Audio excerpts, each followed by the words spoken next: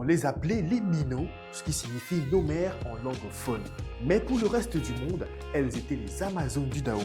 Imaginez une armée d'élite composée uniquement de femmes, si redoutables que même les colons les plus endurcis tremblaient à leur approche. Aujourd'hui sur Cultura, on lève le voile sur un régiment entièrement féminin à avoir marqué l'histoire militaire du monde. Qui étaient ces guerrières qui ne reculaient devant rien? On vous dit tout sur Cultura.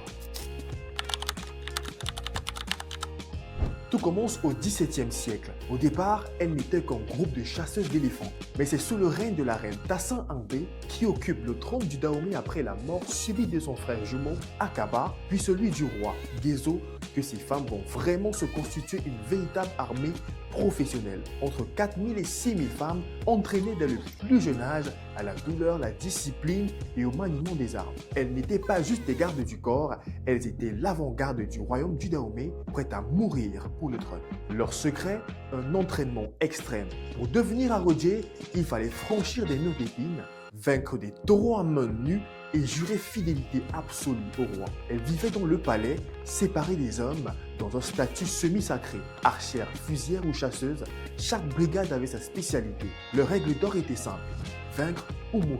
Lors des batailles contre les colons français en 1892, leur courage a forcé l'admiration de leurs ennemis eux-mêmes. Le corps des Mino a été dissous à la fin du 19e siècle après la chute du roi Béanzin. Mais leur esprit n'est jamais mort. La dernière survivante, Nawi, s'est éteinte en 1979 à plus de 100 ans, emportant avec elle les derniers secrets de ce régiment de fer. Aujourd'hui, ces femmes inspirent le cinéma mondial, mais la réalité était bien plus impressionnante que la fiction. Elles sont le symbole de la résistance africaine et de la puissance féminine. Les Amazones nous ont laissé un message: la force n'a pas de genre, elle n'a qu'une volonté.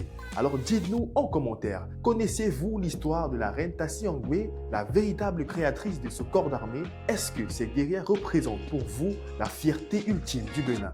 On ne revoit Racine, restez inspirés. Salut!